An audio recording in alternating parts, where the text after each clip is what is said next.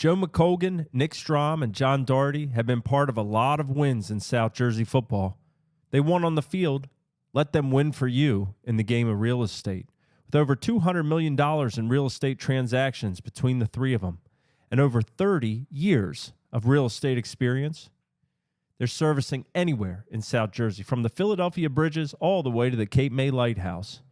With one of South Jersey's fastest growing teams, $29.5 million alone in real estate sales in 2021 and 22.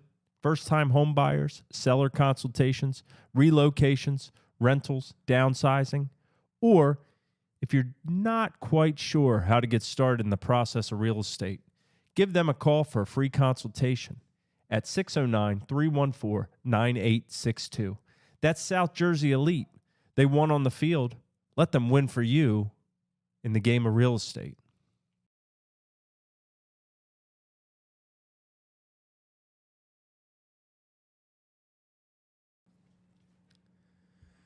Welcome back, New Jersey football fans, to my Hats Off podcast here at D2 Sports Network. Studio B. A lot of comments today, a lot of people in today. I know everybody is, we've had baseball on the mind, but now we're pivoting straight to football. I do want to say the Phillies obviously came up short last night against the Astros. 6-game series. It goes to Houston, the World Series champions, and rightfully so. But the Phillies, I'm grateful for what they did to bring baseball back to the forefront a little bit, Rod.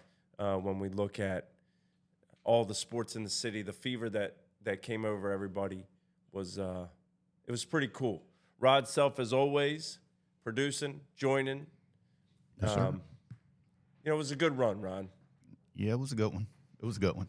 Yeah. I mean, coming from where they came from, I don't think any of us really expected World Series. So, I mean, you want to win it, but we have to look back. It was a good ride, man. I enjoyed it. Definitely enjoyed it. It was a great ride. Phillies fall short, but we're going to rep them one last day here on the Hats Off podcast for this year. Now, there's more important things to touch on, and that is New Jersey football playoffs. Yes. We had a lot of upsets, a lot of close games, interesting games. We'll be joined by a couple people who were a part of one of those upsets that made South Jersey mighty proud on Friday night. In the second segment, we'll bring on Willingboro coach Steve Everette, his star receiver, defensive back, Khamaad Rice, as Willingboro, as the 4 seed, goes to Point Pleasant Borough in Group 2, Central Jersey Group 2, and puts up half 100. Again, put up half 100 every week now. Yes, sir. You got fantasy, put the Willingboro offensive star players in your fantasy lineups the last couple of weeks, you would have come away with some wins. Khamaad had 3 touchdown catches, and we're excited to talk to them. We talked to them a little bit before the show here on what a big win it was and how good things feel right now if you have a W on the side of your helmet. There were a lot of other things, Rod. I saw Seneca on Friday night. How was that? They beat Highland. I tell you, it was an interesting game. They beat Highland by 1. Mm-hmm. It was, I think that there's a lot of folks in Tartan Plaid that are not pleased necessarily with a couple of the laundry issues on the field. I heard. But Seneca, I got to give credit to Coach Fisher and company and Colin Walsh. My hat was off to him on Friday night as the kid comes in as a backup with star quarterback Braden Davis injured his AC joint in the game. In comes Colin Walsh, makes a couple incredible plays. The funniest thing, Rod, was the first snap he came in, they threw a halfback pass, and Zach Furon threw an interception. Wow. And so after the game, we talked to Zach, who also had an 88-yard touchdown run. It's a great player for the Golden Eagles. And he said it was a duck. He took full responsibility. But the best part was he kind of had to apologize to Colin, who is his cousin. So now it went from Braden Davis to Colin Walsh, his own cousin, in the backfield there with him. and they found a way to make it happen. Colin Walsh threw a touchdown pass to Kyle Stickle that proved to be, the extra point proved to be the game-winning point, and Seneca moves on. I know you saw Camden throw a 25-0 shutout against Cedar Creek. That's who Seneca plays next. Yeah, Camden is they're rolling. And one thing I'll say is pretty much their defense kind of controls the game. I mean, you had Kid Bush had 2 interceptions, one for a touchdown, pick 6. That defensive line was relentless. I mean, they just were punishing the quarterback. I mean, as a quarterback, especially in a passing style offense that Cedar Creek has, it's a 1, 2, 3. Ball's got to be out, and if it's not out, you're either getting sacked or you're getting hit in the face while you're throwing it. It's a tough matchup, but this Seneca Camden game will be interesting because of the style of offense that Seneca has. They're not a traditional drop back pass type team. They want to run the ball down your throat. So it's going to be really interesting to see how this plays out. Well, I'll say this. There are a lot of people in Tabernacle interested in what Braden Davis's diagnosis is and if he's going to be able to play. And it seemed like afterwards everybody was confident that if there's any likelihood he can play, he will and play well. And what a player he is. And we've talked about him and Zach Furon this season. They really are incredible high school football players, the two of them. It was a great atmosphere at Seneca. It was just a really, really great game. The game I saw on Saturday, Rod, was not a great game. I mean, this is Woodbury and Shore, and I mean, Woodbury, there were some people who commented to me last week they didn't think it was fair that Shore had to kick off at 10:30 a.m., Woodbury start time. Why? You got to get up early. Like Max said, he likes to be there 2 hours ahead of time. So with that and the travel, you really got to take a hike. I'm not saying that is fair, but what really wasn't fair was the fact they had to play Woodbury at all, because they were Woodbury is a great team. I mean, they really are a tremendous team. There are a number of, teams in other groups across the state that Woodbury would beat. Right. But it was not really, I said in my story, it wasn't even a competitive game. I mean, it was 45-8. I think Woodbury had at least 3 or 4 touchdowns from more than 50 or 60 yards. Brian Johnson completed 8 of 12 passes for 221 and 3 touchdowns. The backups, it was running clock the whole second half. Okay. And we have mentioned this before ad nauseum almost on these shows from the beginning, even last year. We talked about this potential state championship and the playoffs as we go forward. South Jersey Group 1 or Central Jersey Group 1, whatever these teams, Woodbury, Paulsboro, Salem, these teams. They could just call that conference 295 South. Yeah. Well, I mean, they're just so good and big and fast and physical that it's like Shore is probably traditionally, and I know they are. They have a number of. I saw them beat Palmyra one year in the championship, the Central Jersey Championship. They're a good Group 1 team, but it's a different animal, and you got to think can there be another classification? Because you almost felt bad for Shore because they're a good football team, but they're giving up size, speed. I mean, that game was a testament to how good that division is, that SEC West, or Group 1, we call it. That's what we always say, but I mean, for sure, whoever's complaining about the start time, listen, you get the first seed, you set the time. That's right. Mean, well, that's true. That's a part of home field advantage, right?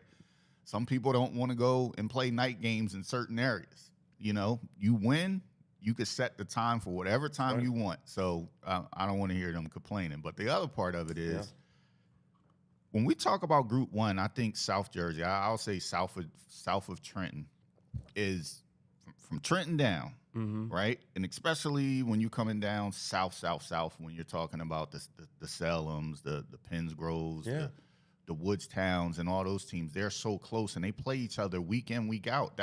That is probably why they're good.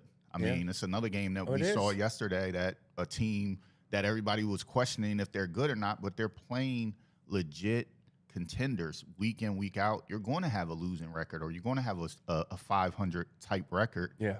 But none of that matters once the playoffs start. Coach Reagan at Woodbury said yesterday he felt like when the bracket came out, they were a little bit upset that as the 1 seed, they were going to have to play Pennsgrove, because Pennsgrove only had, I think, 2 wins. Right. But if Pennsgrove had played some of the schedules or the teams of the other teams in there, they would have had 6 or 7. They wouldn't be an 8 seed. Either way, Woodbury took care of business then, took care of business last week. Coach Everette, they won that bowl game in Group 1 with a similar type of offensive effort that they've been putting up here in the playoffs. And that team, and I'm sure Coach Everette would say the same, could have beat a lot of teams in different groups. It didn't matter. I mean, that team was not – that was an incredible football team with incredible talent, and they were Group 1 then. They're Group 2 now. So funny story. Well, it's not funny, but it's funny to me now that I'm looking back on it, right? So, my son played at Timber Creek, and they went down in scrimmage, Willingboro, that year that they won it all. So after that, I go on live, and I tell people, hey, Willingboro could beat anybody. I'm telling you, y'all just saying that because, they beat up on you guys, and I'm sitting here telling them, listen, they have legit dudes. I mean, we're looking at Demi at NC State. We're looking at Chris Long yesterday making a great catch on a quick slant, breaking 2 tackles, getting positive yards. So they had legit dudes. It doesn't matter the size when we talk about if teams can play or not. Sometimes you get a good group of kids, those kids develop, and you're able to play anybody, any place, anywhere. So those teams, like he has another one now, but when we're talking about Woodbury, their offense has been clicking for 3 years. Yeah. Right? So those kids have taken their lumps. They lost last year. They got beat up pretty bad when they faced that Salem team. So they come back another year, older, stronger, and a little bit faster. So it's going to be interesting to see how those guys handle the rest of the playoffs. Yeah, and they are going to play Maple Shade in the final. And I don't know if – I have a feeling, but I don't know this exactly.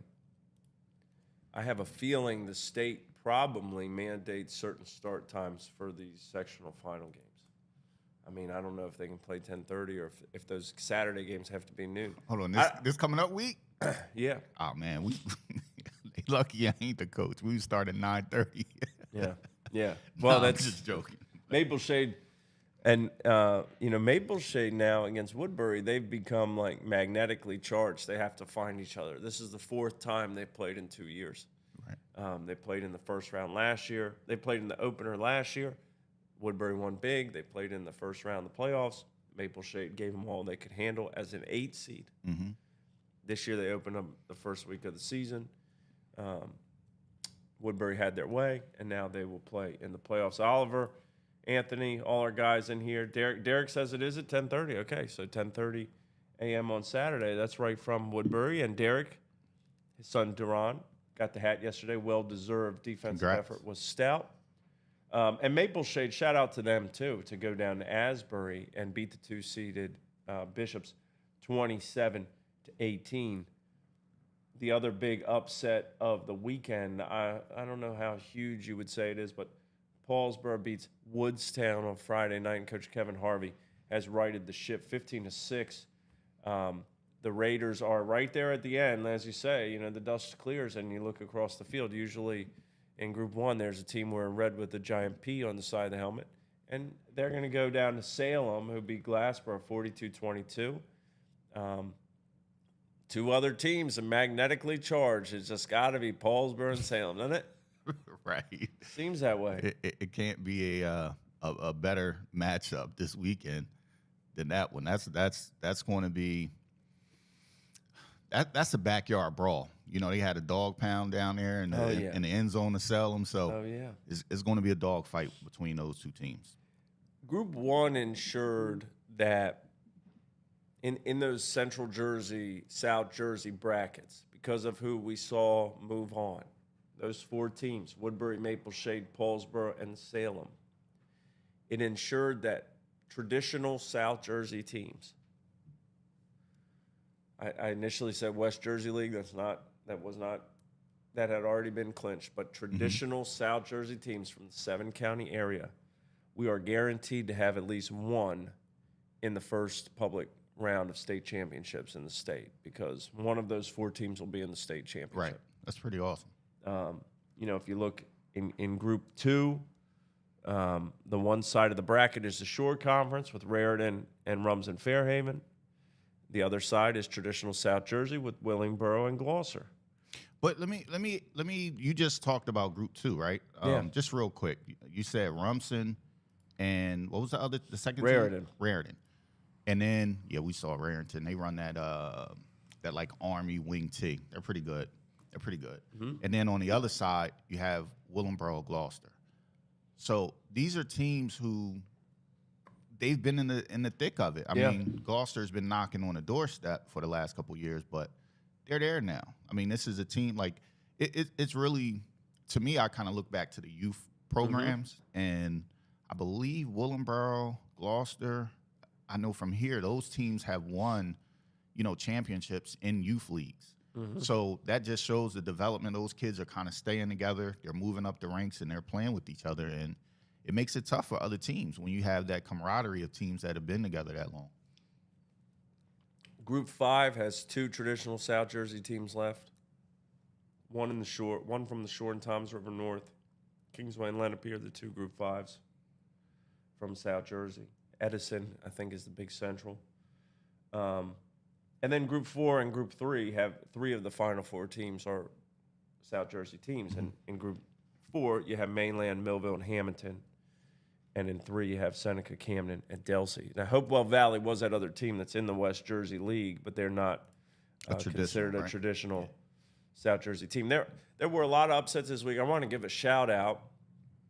We're going to shout out up north our guy, Coach Ab, who is an assistant at West Orange, friend of the program. West Orange went on the road as a 6th seed, won, and they are headed to Peaburg for the Group 5 sectional final up north. And not only that, but Coach Ab is such a football junkie. Yeah, he is. And I think we're slowly converting him to South Jersey massive fan. The 10:30 start time was not too early for him because he drove from all the way up to the tippy top of North Jersey down and watched the first 3 quarters of the Woodbury game yesterday in person. See, what does that tell you? I don't want to hear nobody complain about the start time. Wake up, man. Come on. Then he went to Hillside and watched that game. Yeah, that Hillside game. Yeah. Football junkie. Also, non-pubs. Shout out to St. Augustine winning 45-0 over St. John Vianney in the first round. They will go to play Don Bosco, the top seed in non-public. I guess it's A and B. Paul VI fell short of St. Joe Montvale. And St. Joe, Coach Sacco's final season as head coach of the Wildcats continues, 17-0. They beat Immaculate Conception at Buna. So that St. Joe game got moved up. I think the rest of that bracket plays next week. Mm-hmm. Holy Spirit hosts St. Thomas Aquinas. Biggest upsets of the week, I'm going to go ahead and say it right now. I think you got to go with the Gloucester Lions. I do not think as the biggest? I think Gloucester beating Haddonfield in the way that they did. You know, Paulsboro and Woodstown, look, it's Paulsboro. Every year. That's a coin toss in the playoffs, yeah. But and Willingboro, and we'll talk to Coach Everette here in a minute. I think a lot of people here expected Willingboro to, if not win, fight it all the way down in the end. I mean, as good as they've been playing. So we're not that surprised, while some elsewhere in the state might have been. But Gloucester meeting Haddonfield, this Haddonfield team, I think a lot of us thought would be there. And for Gloucester to win that game on a blocked field goal running in to win 14-13. I think that is the one. I know Bear's in here. Bear always has his picks for every – I don't think Bear picked that. I can go back and look. I could tell you he didn't pick that. Yeah, I don't think he didn't pick that at all. So a huge shout-out to Coach Bryan and the Lions for continuing to win. And we thought, West Defford, well, we'll say 14-0. And with Haddonfield, okay, well, 14-13. And one of the coaches even pointed out that, there was someone from D2 Sports Network there, but there were not any reporters there really. Right. Because a lot of folks decided to go elsewhere, and a lot of them wish that they had been there to see that game. I think what it is with the Lions is definitely an upset. And they've kind of been the quiet team out of the Group 1, right? Yeah. I think when Group 2, I'm sorry. Yeah. With Sharkey leaving, I don't think people really been paying them a lot of attention. And then they go into Haddonfield, and like you said, Haddonfield played Camden tough. They beat up on some other teams. So I could tell you I wasn't sold that they would win, but I was kind of eyeing that game. That's why we made sure we at least had somebody there taking pictures and videos. I felt it would be a good game, but I'm not going to sit here and lie like I had the Lions winning. I didn't. But, hey, they proved everybody wrong, and that's what you do in the playoffs when you get your shot. A couple other impressive games that I want to give a quick shout-out to. Kingsway beat Cherokee 41-14 on Friday. Yeah. Atlantic City took Lenape right down the wire, lost 21-20. How about, here's another one, Hamilton, that has just had nightmare after nightmare against Shawnee in the playoffs. And they get over that. They win 27-16. And you might say they're the top seed. I'll tell you right now, you ask around South Jersey, a lot of people thought Shawnee would do what they have done. And credit to Hamilton, Kenny Smith, Coach Rasso, Presley on the line, those guys stepping up and saying, the buck stops here. We are not losing to Shawnee. They didn't, and then they forced a fumble late. Big win for Hamilton. And also Maple Shade going down to Asbury, winning by 9. There was a lot of good action this weekend, and all across the state. Sectional semifinal weekend in pubs is always awesome because there's, the championship, it's all pared down, right? There's 10 games this weekend to decide a sectional champ in South and Central Jersey. And those games, they're all going to have reporters. They're all going to have a lot of eyes on them. They're going to have a lot of townspeople there that maybe didn't show up for the semifinals or maybe didn't take the road trip for the semifinals. But they're pulling out their letter jackets and they're showing up. Blowing them off. And they should. And it's a big deal. But semifinals, you always see a little bit of craziness, like Jabril Mace running a Hail Mary 40-some yards. I call it a Hail Mary. It was just handed off to Jabril Mace. That is a Hail Mary. Bo Jackson, Tecmo bowling his way around everybody on Long Branch as the Mustangs win 34-20. A lot of great stuff happened this weekend. A lot of good games. One of the best for South Jersey, Willingboro winning 50-30 at Point Pleasant Borough, the top seed undefeated team in Central Jersey Group 2. We will be right back with Coach Everette and his star, Khamaad Rice, right after this. Stay tuned. Joe McColgan, Nick Strom, and John Doherty have been part of a lot of wins in South Jersey football. They won on the field. Let them win for you in the game of real estate. With over $200 million in real estate transactions between the three of them and over 30 years of real estate experience, they're servicing anywhere in South Jersey, from the Philadelphia Bridges all the way to the Cape May Lighthouse. With one of South Jersey's fastest growing teams, $29.5 million alone in real estate sales in 2021 and 22. First-time home buyers, seller consultations, relocations, rentals, downsizing, or if you're not quite sure how to get started in the process of real estate, give them a call for a free consultation at 609-314-9862. That's South Jersey Elite. They won on the field. Let them win for you in the game of real estate.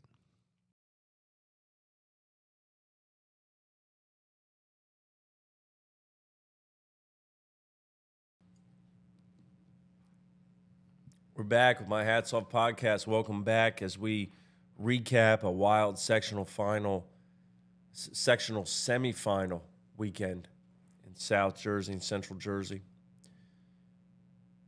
No team this playoff run has coalesced offensively the way that Willingboro has. They scored 45 points the last week of the regular season against Burlington Township, I think it was. They scored 52 in the first round, a 4-5 matchup to beat New Prov, 52-7.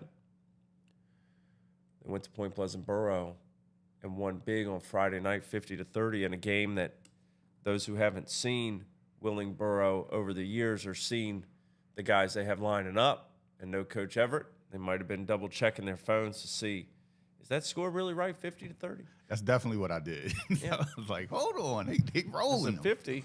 I looked at it, it was 34-17, I think, and then I thought, okay, I feel like Willingboro is gonna get this. And then at the end, I saw it was 50. I thought, well, they put a couple extra in there for good measure. Yeah. We are joined by Coach Everette and Khamaad Rice. Guys, welcome. Good morning. Good morning. Thank you for joining us. Thanks for having us. Thanks for having us, sir. Now, first off, we talked about before the game, or before the show, the game that was. First, I want to start with you, Khamaad. You tell us what happened last year in this game. You guys lost, I think, 32-8, and there was a play that happened to you that I think you had in the front of your mind Friday night. What was that? Last year, early in the game, I had dropped a touchdown pass. It could have been my first of my career. And, ever since then, it's just been like, this is a game I've been waiting for the past year, because that drop really did something to me that nobody could imagine. So when I went out there Friday, I was super locked in the whole game. We was up 34-17, and my mindset was still 0-0 until the clock hit 0. We're gonna play like we're still desperate, like we still have something to lose, and we did that, and we ended up winning. I scored 3 touchdowns, and it felt good because obviously last year I had dropped the pass, so the way I played, I felt like it just satisfied me because I knew that I finally got my get back. Yeah, you came full circle, Coach. Yeah. You mentioned that too. And what does Khamaad? Here's your senior captain. Guy goes out all off season, working for this moment, working for a lot of moments, but this one specifically goes back a special memory for him. What can you say about his leadership on this team and the way that he's worked at things in the off season? Well, he definitely was one of our leaders in this off season, and it's funny, like you mentioned Chris earlier. Chris had dubbed him the one that was going to replace him a couple years ago. And I was like, well, we're going to see. We'll see. But no, I mean, Khamaad just worked really, really hard in the off season, in the weight room. More importantly, he's been working his tail off in the classroom, trying to set up himself for the future. And it's nice seeing him mature into the player that he's become. More importantly, I think it's nice seeing him mature into the young man that he's become. But Friday night, we needed big plays. Actually, all season, we've needed big plays, and he's made them day in and day out for us. So it was nice. It was really good to see.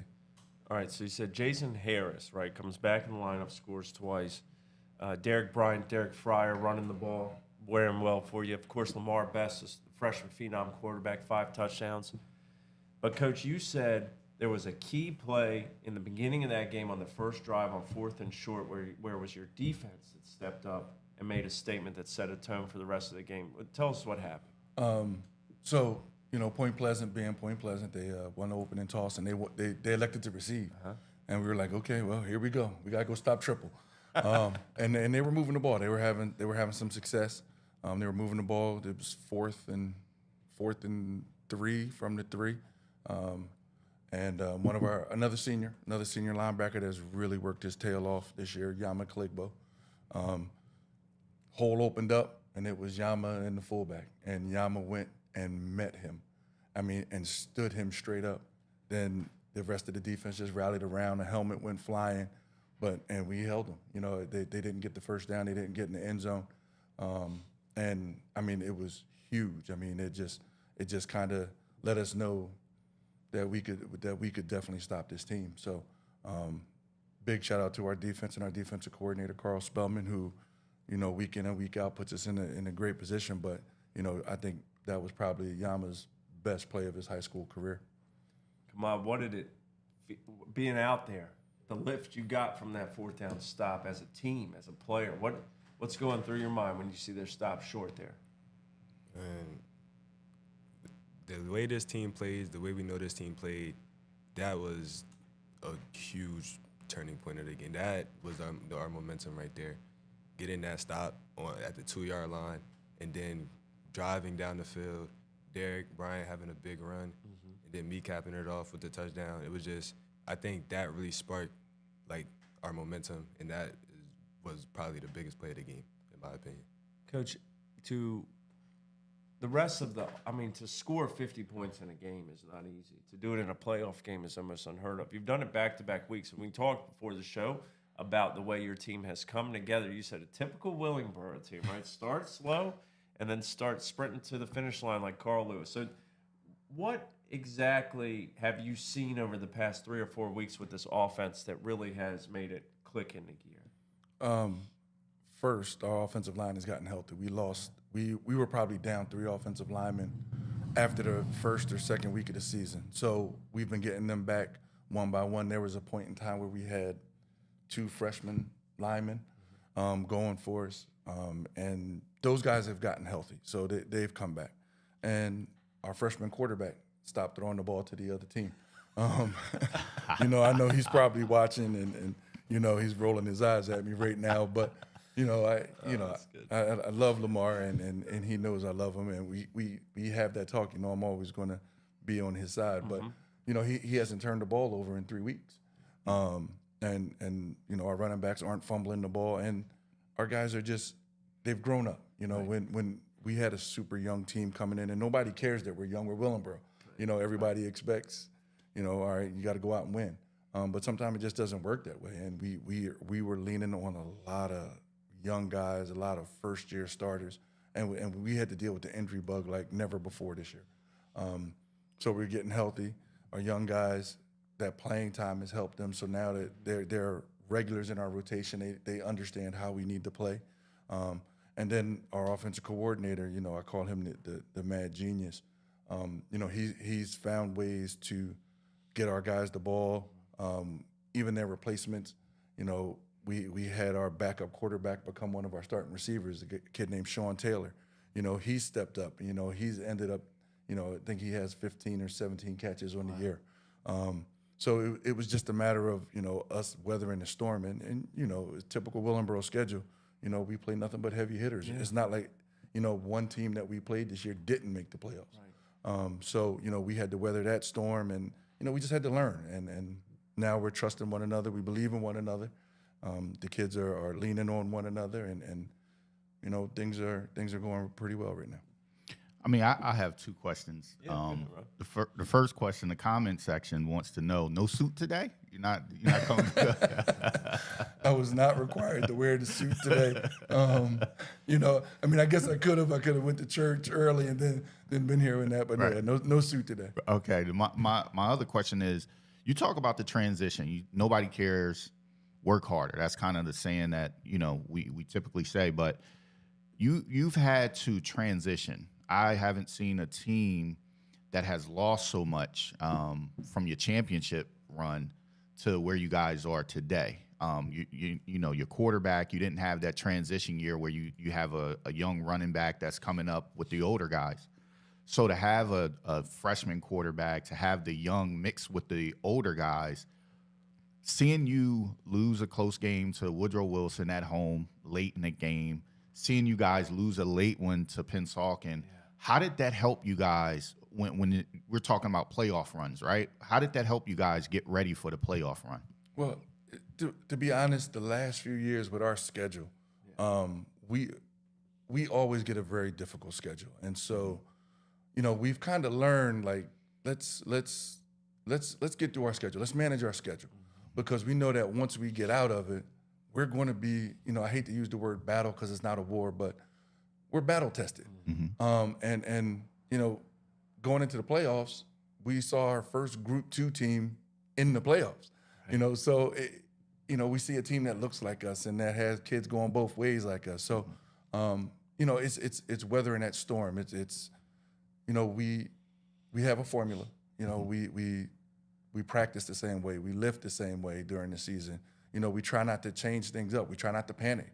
Right. Even sitting at 1-5, it was, look, we're young. We're leaning on 4 and 5 freshmen. We have a freshman quarterback. We got some first year starters. So we know that our formula works. I've got a great assistant coaching crew.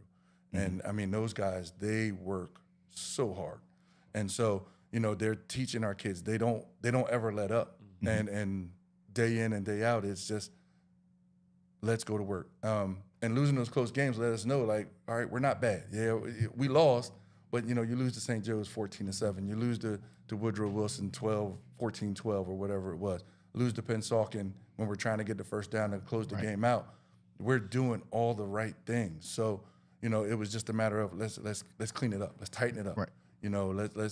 Let's find ways that our young guys can't hurt us. And so, we try to limit their mistakes. And so now we've limited their mistakes, and they understand that the mistakes that they can't make, and now we've kind of put it together a little bit. Here's my last question. When it comes to offensive lines, typically everybody looks at the private schools having the best offensive linemen, but you guys have had year after year some really good offensive linemen.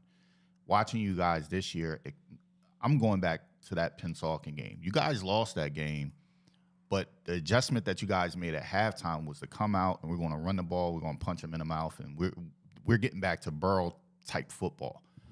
What has been the key piece for you guys to continue that tradition of the offensive line kind of mauling guys? That goes back years and years and years. The magician. Our offensive line coach, I call him the magician. Coach Rich Williams. He was actually assistant coach of the year a couple years ago. When I do my practice plan, the first person that I look at is him. What do you need tomorrow? And we kind of set our entire practice around our bigs. And whatever he needs in order to get done what we need to get done. It's funny you mentioned the Pennsauken game. When we had that 90-yard drive at Pennsauken, we had a freshman guard who didn't go and even practice with the first unit until Thursday. Wow. Because we had a kid get hurt in practice. And so we were like, okay, well, next one up. But we leave it on the magician. Coach Rich Williams is that guy. He works our guys tirelessly so that when we get to this time of the year, we know that we can lean on our run game. And that's the secret. That's the secret sauce right there, the magician. All right. Khamaad, when you, as a team leader, we talk about everything the coaches do. They do a great job making sure everything sticks together. But as a team leader, you lose that game to Pennsauken in a game that, to a man, everyone with truth serum would say, you guys should have won the game. You had the ball to put it away, and there's a fumble. Pennsauken runs in it. It's a heartbreaking way to lose a game that you came back and you're down 19-0 at halftime, right? So the coaches could say, guys, we're close, or we're good. We're going to hang in there. But as a leader on the team, how do you make sure the guys don't think, man, we just can't win, or we're snake bitten, or why'd you fumble the ball? How do you guys, as a leadership on the team, make sure everybody is bought in, or is this group just already bought in? Well, at halftime, a lot of things were said, motivational things were said, inspiration things were said. So we came out and we played hard, and so at the end of the game, obviously, unfortunately, we had a fumble at the end, which cost us the game. But we didn't knock our teammate. We picked him up, and we just like after that game, I feel like we were just a brand new team. I felt like after we did that, down 19-0, 28 points in a half, it was like it really woke us up. It was like, wow, we could really be something. Mm-hmm. So ever since then, it's just been like we just always had that. We was down 19-0, and I've been telling my teammates ever since, we gonna keep playing like that Pennsauken game. Every game. We 0-0, no matter what the score is. We keep pushing, we keep fighting until the clock hits 0. And I think that really helped us. So seeing is believing the offense with that second half. I mean, if you go through and look at it in terms of halves even or quarters. I mean, if you take away that first half, 28 in the second half is pretty good. And ever since then, like you said, things have been coming together. Offensive line, running the ball, passing the ball. Mm-hmm. Lamar holding on, taking care of the football. We see Jalen Hurts do that. It's one of the reasons the Eagles are so good. He doesn't throw interceptions. That matters. If Coach McElharry would say, if you don't turn it over, every possession ends in a kick, you're in a good spot. But next up is Gloucester, Coach. I know you've watched a little bit of film. What do you see in the Lions as his opponent for the sectional final? And, just how excited are you for this opportunity? Extremely excited. Yeah. Well, first and foremost, when you're sitting at 1-5, you don't necessarily expect to get back to a final, and this makes 4 straight for us. Mm-hmm. And so you never want to you don't want to take those things for granted because it's special being here, and it's one of the reasons why I came home to Willingboro, to kind of get us back to where I thought that we could be. But Gloucester, they're tough, and I know Gloucester from my days of when I was coaching at Clayton. And Coach Leon Harris was there, and they're going to be tough. They are tough, physical kids, and 1, 3, and 5. You feel like I'm counting with my son the odd numbers. Are really talented kids. Especially number 5. He lines up in a lot of different places. He's on their defense. He's returning kicks. Then you look on their offensive side of the ball, and they got the nice long receiver, number 8, that they like to throw the ball up to. They're really good on their fronts. They do a lot of things similar to us where they're running counter, they're running power, so they have some linemen that can move. And then 22 and I think 44 they're just big physical kids.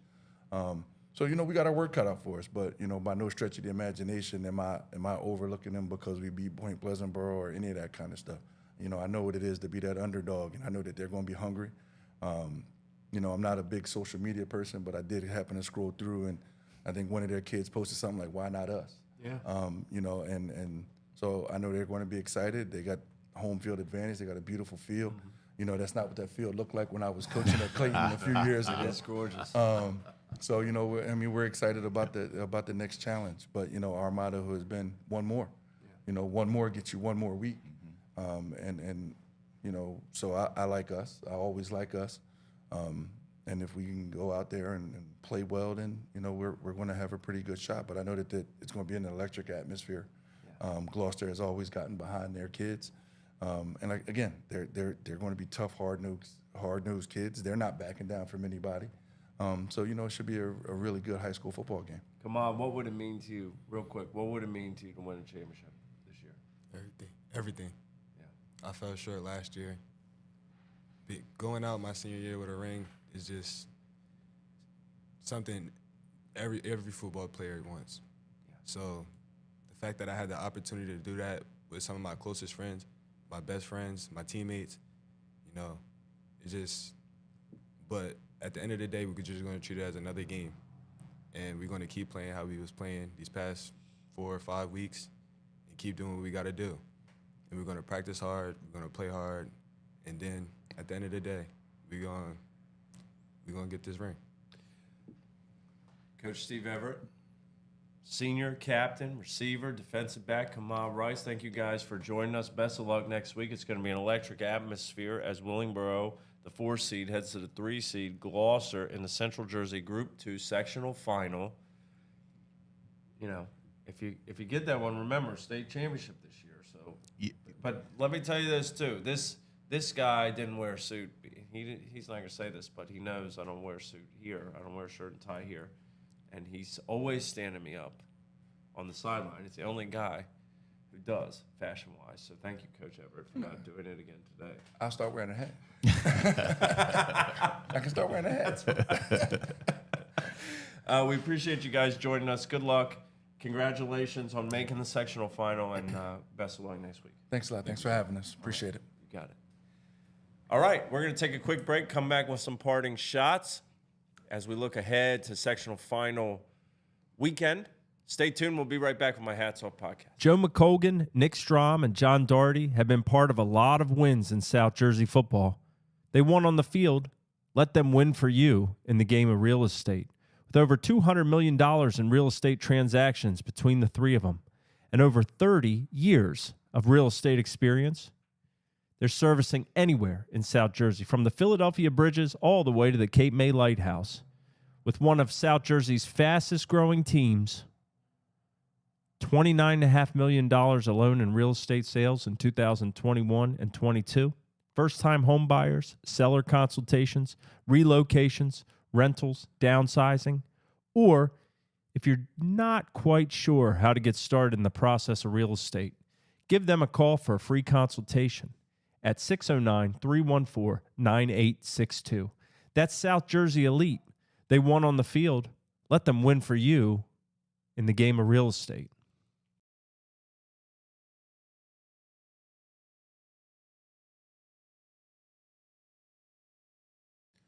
We're back. We give a big thank you to Willingboro, Coach Everette, and Khamaad for joining us. And Khamaad, man, what a great kid. You talk about a guy who you want that guy as your senior captain. I mean, he has it. He has it just going on. I was thinking, you know what? When he came in here earlier, I wasn't sure how much we were going to hear from him, but he spoke truth in that message, man. Very 100%. clear. Very yes, clear. Absolutely, man. Great kid. Oliver, I know you and Reem are glued to the sets. Willingboro, it's always good to see you guys in here.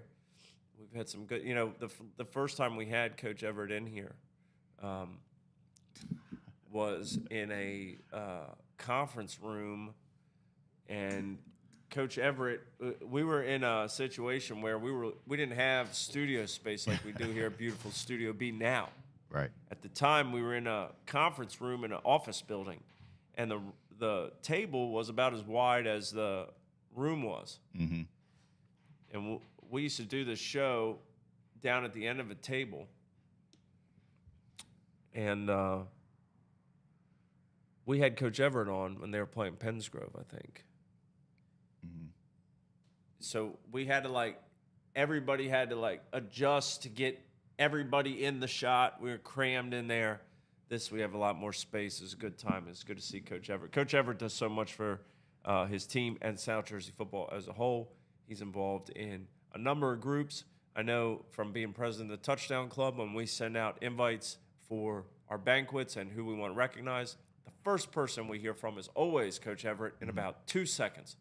And that means a great deal to us and to the Willingboro community. So thank you, Coach Everette, for all you do. They have Gloucester. I wanted to mention a story, Rod, and this, I'll try to keep it as short as I can, but what Khamaad said really rang true to me, because I remember when I was working in Virginia, we had a team that I covered, and back then I only had to cover one county, one area, so just those teams. And the team went and played in its first ever state semifinal game. They lost to James Monroe out of Fredericksburg, Virginia. JM beat them on a last gasp Hail Mary pass, ended up about this far from one of the receiver's fingertips. It would have won the game. They lost on that play. The next season rolled around, and that receiver was the quarterback, because he was the best option they had, and he worked as hard as he could. And like Coach said, hey, young quarterback. His coach was frustrated with the turnovers too. And through the year, this guy got better and better and better. And eventually, the team made the state semifinals. Right. And it was a Saturday afternoon. They played at James Monroe, Maury Stadium in the middle of Fredericksburg, Virginia. And what an atmosphere it was. And this team was up by 10 points. They lost the lead and went to overtime. In triple overtime, James Monroe had the ball first and scored. Team I covered, Kettle Run High School, had the ball down by a touchdown. 4th and goal. Triple overtime. Quarterback rolled out. It was a run pass, not a run pass option now, but he had the option to either throw to the fullback in a flat, tight end in the back corner, or run it. Simple play, rolls out. This guy who had done so much for that team after coming up just short. Mm-hmm. He rolls out. He dives for the pylon. And he's about this short. Oh, Game over. man. Season over. Career over. That's tough. A lot of times when, now when a team loses, cover both teams, right? So Seneca Highland, for example. Okay, Seneca won the game. I interviewed Seneca, a couple players at Highland. Really just talked to Coach Leary because the kids are, inconsolable. Yeah. Very rarely do you talk to the kids after a loss, but when you only cover one team in the game, you have to. Mm-hmm. And so we talked to Carlos Vegerano was his name. We talked to Carlos, and it's hard to say anything to him. Just, what do you think? And he said, I could almost hear it coming out of Khamaad there. He said, I worked all off season, changed positions. I worked all off season. Extra hours with one thing in mind. I was not going to come up short, and that was not going to happen again. And it did. Mm-hmm. And it just goes to show that how much past experiences play into how a team comes together through a season, how a player matures as a person, not just a player. And people in life, right? We learn from our mistakes or learn from our close calls and want to be the one that takes it the next step. There's a lot of Phillies fans this morning that are hoping next year the Phillies take that next step. They use this experience. But as we know, that doesn't always happen. Sometimes you're Khamaad Rice. Sometimes you catch 3 touchdowns where you dropped one last year. Right. And sometimes you're Carlos Vegerano, and you might come up short again. But the growth and the experience is a massive part of sports. It's a massive part of life. That's something that always stuck with me. I'll never forget that kid said that. Oh, man. It's hard as being a dad who's a sports dad, not know what you're talking about and not have a situation off that. And these kids remember things, right? And I always say sometimes the coaches, especially on a youth level, like we're way out of control. You know what I mean? On a youth level, we take it way more serious than them because after the game, they're over there playing pick up and run, hide and go seek. They're at the concession stand. Like they could care less, right? But when they mature and get to high school, things start to stick with them. So if you remember, Timber Creek played, I believe it was, I want to say it was Delsey. It was the Delsey year when Delsey beat Timber Creek, and Aiden Burgett came back and won, and I'm in a car. And I say to my son, I'm like, yo, how do you feel? Because he was a freshman. He didn't play much. And he was like, he looked at me and was like, we'll be back next year, right? Uh-huh. So I'm like, yo, dude, championships and winning is not something that's just going to happen. It's not guaranteed. So he went throughout, his whole high school career and never got back to that point. Came one game away, one play away from beating Rumson and going on to face Woodrow Wilson that year. So they came up short. on a fourth down play, like you're just talking about. But this weekend in college, he was able to. They won the NE10 championship, and the call. Congratulations. Yeah, it's huge, right? I mean, not everybody that goes to college gets to experience that type of winning on that level. Right. And he says to me, he's like, Dad, he's like, I finally got it. And I'm like, what are you talking about? He was like, I understand what you were saying. And in so many words, I finally did it. I finally got what I've been chasing for 4 to 5 years of my career from high school. Yeah. So, like, those things that he was talking about, Rice was talking about, they stick with you. You know, you drop a pass, you fumble in a game, you know, certain plays that just change the course of a season. And for Willingboro, I don't think it was one particular play for the team. It was that halftime. Yeah.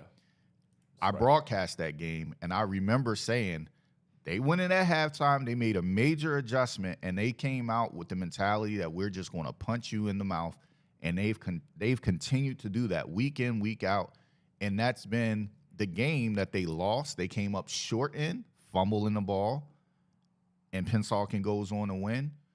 That play, that moment was that coming up too short, but they're finally pushing through, and they got to the, you know, sectional, final, championship, whatever you want to call it. Yeah, and when you look at their schedule this season, like he said, I mean, iron sharpens iron.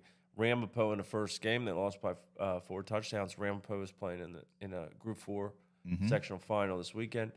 They were at Timber Creek. They lost 22-8. They beat Delran 31-0. Then they lose to St. Joe, who's still playing 14-7. Camden Eastside, they lose 14-12. And then Pennsauken 31-28 with 28 points in the second half. And they lose a heartbreaker.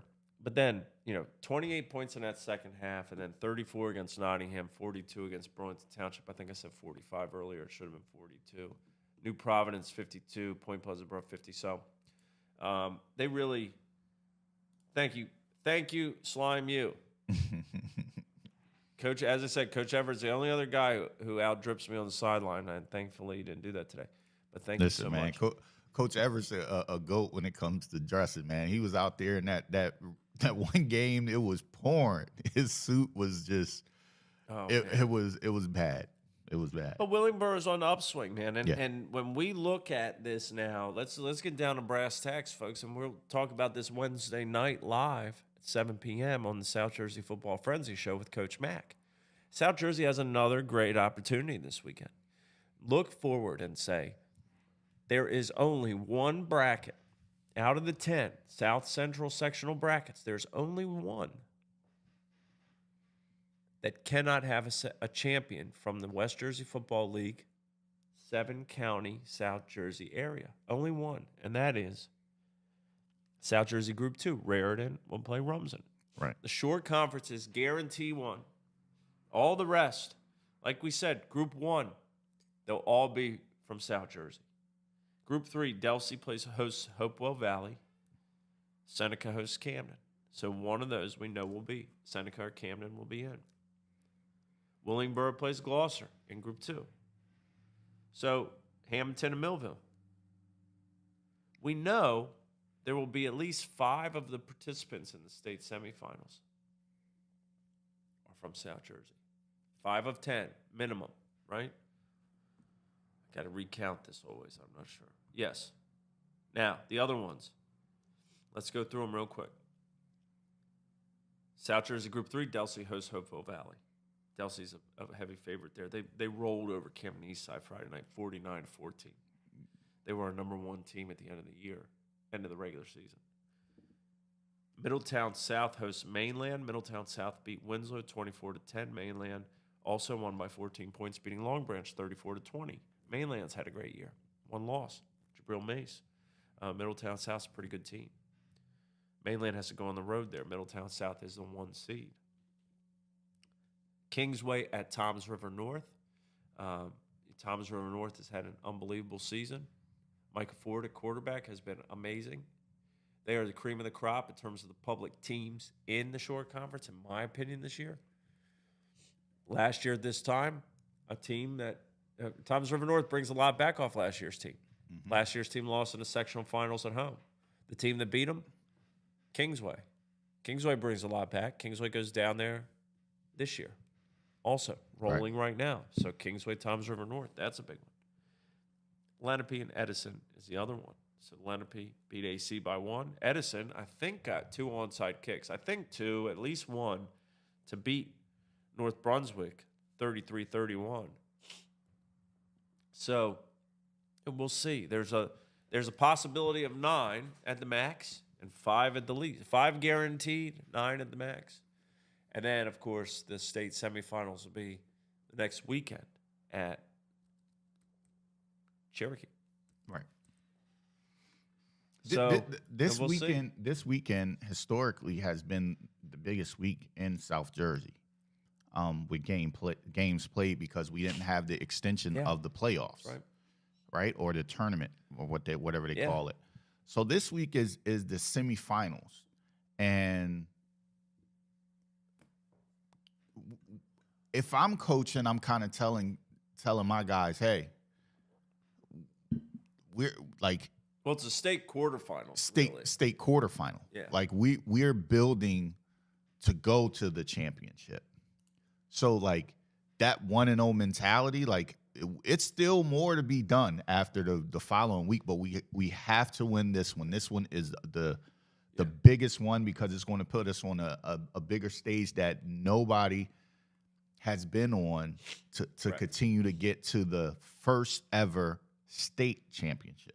So 1-0 mentality this week, and I'm glad they did it the way they did it with the 4 sections, and there'll be sectional championship trophies because if you do it and just say it's 2 sides of the state and you get a North champion and a South Central champion playing for a championship, if you say it that way, then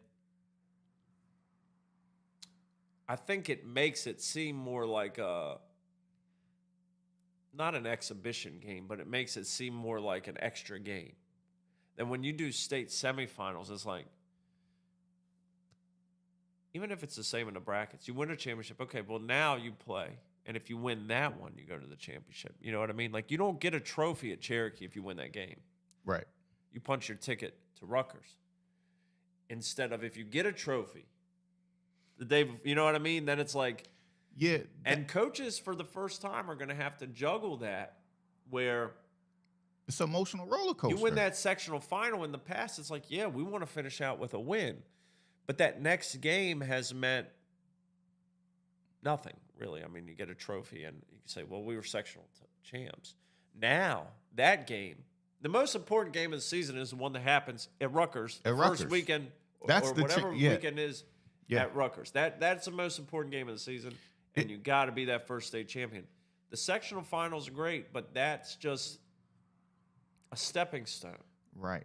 You got to keep that focus that your whole life, maybe, you've thought, man, if I could be a South Jersey champion, that's the goal. You grow up thinking that. Not anymore. Yeah, you're not. The goal's to win a state championship. You're not. Nobody is going to.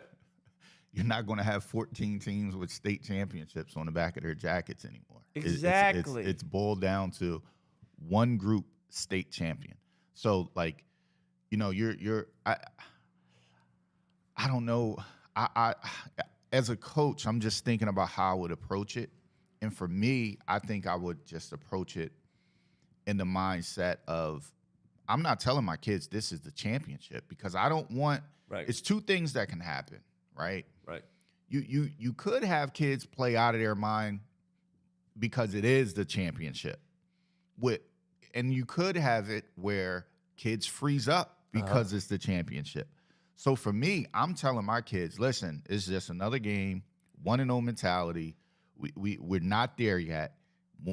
If we get to that point of it being the actual championship, then I'm telling them, hey, you know, this for all the marbles, get your rest. We're going to do things, you know, we want to make sure that we're prepared. But it's an emotional roller coaster when you're talking to your kid and you're telling them that this is the state championship. This is not the state championship this week. Like, years before, like I said, this was the most important week because there was nothing else after this week, right? Yep. So the last 2 years, they've started playing each other, South Central champion, but now it means something. So it means something in the tough. same way when you win the game in the Elite Eight in the NCAA basketball tournament. It means you're going to the Final Four. Right. But it don't mean, I mean, if you go back and say, now, some of you guys I know are pretty sharp on this stuff, but if you go back and say, you know, who was in the 1996 Final Four? Mhm. I mean, I know Kentucky won it. Right. You know, well, who was in that? Like, I don't know who Right. Kentucky pounded or beat in the semifinals. Who cares? Wichita State, I can't even That remember school what has year a that banner was. that says they went. Right. But, you know, as time goes on, whatever. Who won it? Yeah. And when you say we won it, It just that's a big different. deal. It's different. Now, also some of the motivation could be with some of those matchups where if you're Paulsboro or Salem and you're playing, if you happen to play Woodbury again, I don't think there's going to be a letdown. If you're, you know, if you're Delsey and you're playing Camden, I'm not too worried about that. Those are Kingsway Lenape, I'm not worried about that. Those are historical games. Yes. You don't need if you need extra motivation for a Paulsboro Salem game, like you must have just moved into one of those towns. You're an outsider. That's right. Right? It's your first year there. You don't even really know. If you need a boost when we're talking Camden Delsey, like, come on, man. What are we talking about here? That's right. You know, those games are traditional games. We've seen Camden, Delsey in the state champion. In the semifinals. Whatever. We got to reword this championship finals, all this stuff. But we've seen that game. We've seen those guys play. We know what it is historically for Delsey to play, you know, teams out of the city of Camden. We know what it is for Paulsboro and Salem to play. We know what it is for, you know, I mean, we're looking at Maple Shade and Woodbury. Right. They played each other like 4 times in the last year. Right. Let alone, you know what I mean? Like, so those don't need the extra motivation. But yeah, I'm definitely tampering the whole championship talk until we actually take that bus ride to Rutgers. That's the championship. That's right. We're getting there. We're getting there. There are 40 teams left in public football in New Jersey. 40. In non-pub A, there are 8. Mm-hmm. And in non-pub B, I think there are 7. Here's a question that I have. Just the feel of it, right? So they call it non-public. But is there a way to make us care a little bit more about the non-pub playoff? Like I'm just talking about the buzz, the chatter that I don't really hear a lot of buzz and chatter. Is it because teams don't expect us to win? Like in South Jersey area, what is it that we don't really even like the non-pub playoffs? Like when they come, it's like, oh, they're here, and if our teams go, it's like, oh, they got a shot. You know, I think the biggest support was a couple years ago when Augies, when they went up to St. Peter's and played. I mean, but other than that, it's like when the playoffs comes, it's like we don't even really register that it's the non-pub playoff or like you know, like last year, that semifinal, I think it was, maybe it was the quarterfinals. St. Augustine at home. I covered that game on Friday night against. Was that Bosco? I think it was Bosco. And that was a good game. But let me put it to you this way. Let's say this year, let's take 4 teams: Paul to 6, St. Augustine, Holy Spirit, and St. Joe. Okay, 3 of them are still alive. I know Gloucester Catholic made it also at non-pub B. They're an 8 seed. I mean, if you want to say 5 teams, okay. Last week there were, let's just say, okay, 5 teams. 1, 2, 3, 4, 5, 6, 7, 8, 9, 10, 11, 12, 13, 14. There are 14 South Jersey teams playing in public ball this year. I mean, this weekend. So, A, it's completely different from North Jersey. And B, this is all South Jersey teams playing South Jersey teams a lot of the times. Mm-hmm.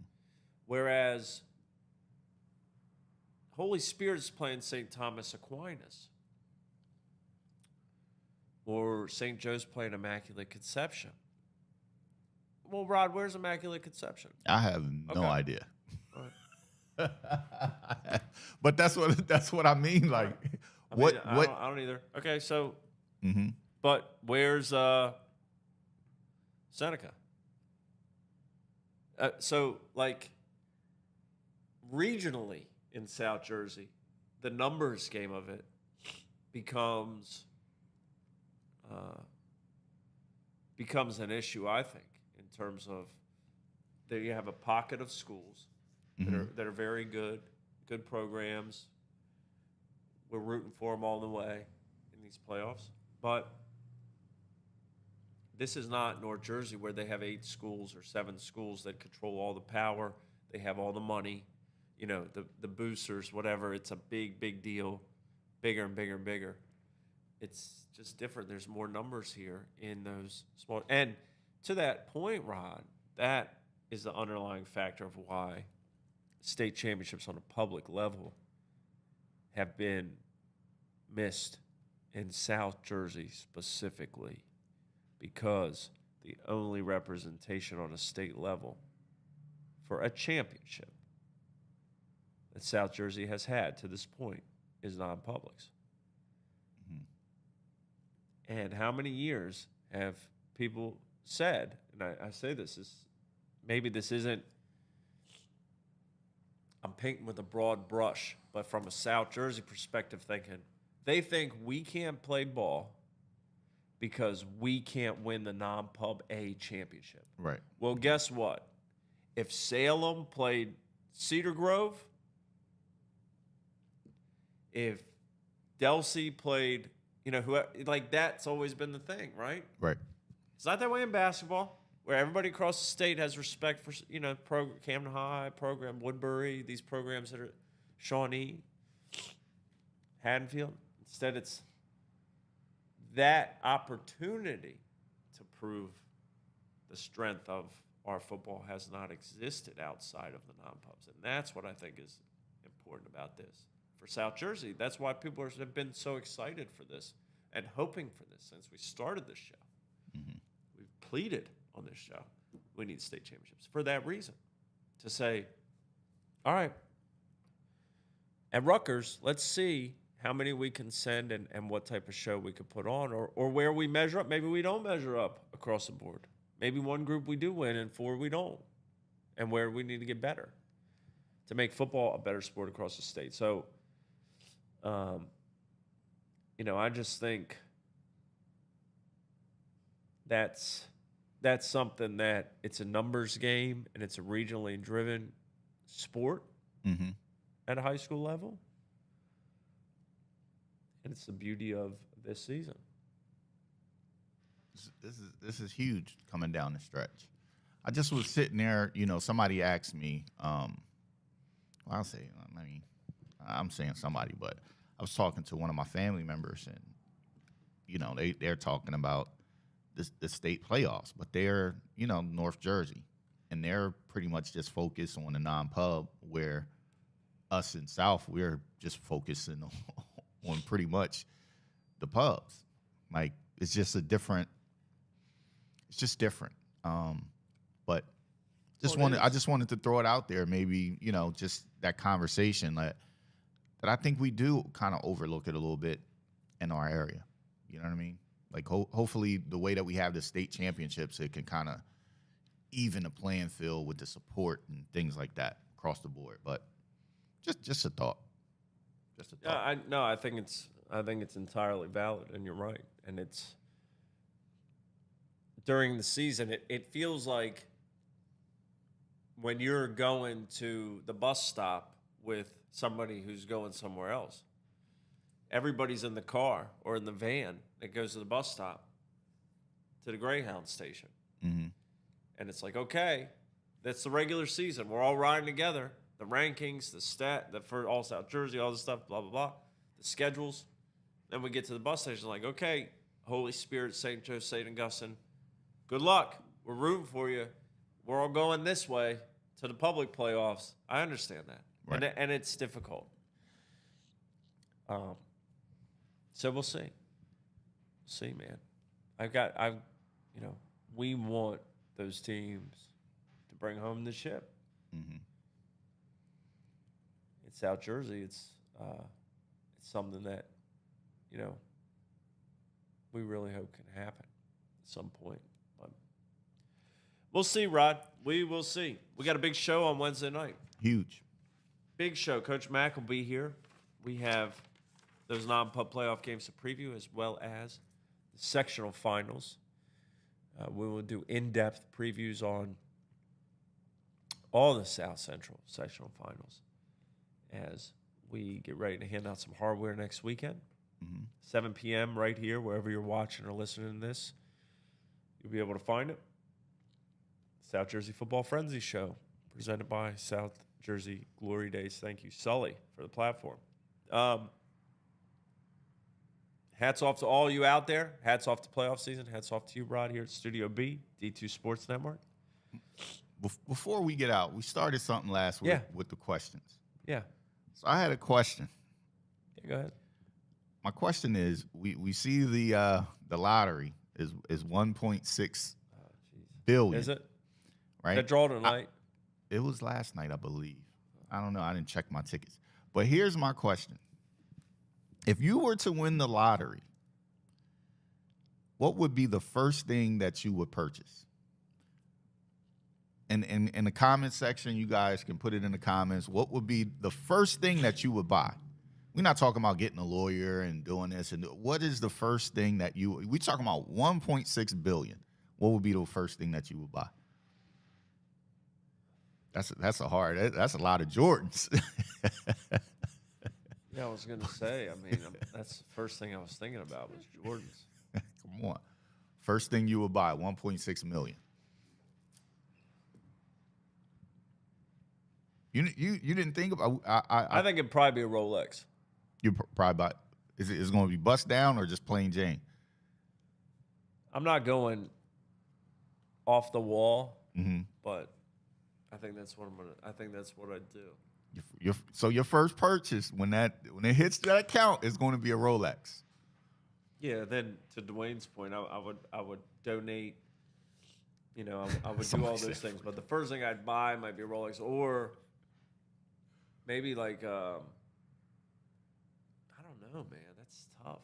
That's what I'm saying. You're at Wawa, you're getting your coffee, and then you get that notification that it finally hit, right? Bling, it's there. Yeah, Kevin's right. They'd be retiring. You can't buy retirement, though. I know Kevin's a tricked out RV. Plane tickets, LeVar, I like that. I like that. I'm telling you, my first thing I would purchase would be I'm going right to FC Kerback. I'm buying me a nice car, calling my wife, and putting the kids on the plane, but we're out of here. I had my family meet them, but we're out of here. You probably wouldn't see me ever again. I might call the South Jersey Elite Realty Group. Yeah. And I might say, Mr. McColgan, Mr. Strom, Mr. Doherty, what do you have in a $6 million home with we'll see. I don't know. It's interesting. Yeah. It's an interesting question. Yeah, I'm out of here. 6 million, that's a new... Who's going to produce the show? That's a new identity, but I don't know. It won't be me, 1.6. I might come back at some point in time, but... Well, I hope you don't win during the playoffs. We'll be up the creek without a paddle if that happens. Nah, we'll be good. We'll be good. But that was one thing I was thinking about on the couch when I was looking at the tickets. I'm like, what's the first thing that we would do if we hit that 1.6 million? I think that's so much money that it's hard to even think about things that you would do or could. Of course, there's a lot of things that you could do. You can build a business, create your, if you're like us, right? We get 1.6 million, that'd take the whole sports network to a whole nother level. Now we're thinking, nationally instead of locally, right? So Well, there are things like that, but that first purchase. yeah, I would think outside of the purchase, the biggest challenge with that much money is living like you don't have that much money. I'm not saying don't buy stuff, but I'm saying like not changing who you are or stuff because of that. Like, It's a high percentage of those winners that have gone broke. because and you would be surprised that I think if you were able to pie chart your own life, which nobody can really do, but you would be surprised at how much gratification you get from hard work, Yes. having regular things to do, all that stuff. Where if you retire or you go to a beach somewhere, yeah, I mean, you're living pretty, but after a couple months or something, you're like, Right. I need something. Right. This is who I am. I'm a worker. Yeah, I mean, I love that. we see a lot of guys retire and they're still doing some type of side job on the side. So to be, I mean, at my age, in my early 40s, that's a lot of wasted time if I'm not doing something. But I'll have some type of investments and things like that to kind of keep me going if I was to win 1.6. But at the end of the day, you're right. You're right. You to retire and not do nothing, and you're in your early 50s and stuff like that. Like, you probably are going to the resort, get some, open up some type of business just to keep you going. Yeah. Especially if you've really been that hustle grind type of mentality person, you're definitely you'll be bored after. I'll give it 3 months, 4 months. Yeah. Yeah, I think so. But I always know what time it is with my Rolex. Yeah. All right. Mark said a rollie. First thing. All right. We'll see you guys on Wednesday night. A lot of comments, a lot of people, a lot of excitement. This is the best time of the year, folks. We love it. Thank you for tuning in. Share it out to your friends. For Rod, myself, here from Studio B, for Bart Simpson, I just want to say my hat's off to you. Yes, sir. Hats off to the Phillies. Great run. I hope by now everybody changed their clocks back because it threw me off. I went right back to sleep, but hopefully by now they changed their clocks. All right, guys. Thanks for watching. Daylight savings time is on, and so is playoff football. Sectional final weekend. Begin the clock.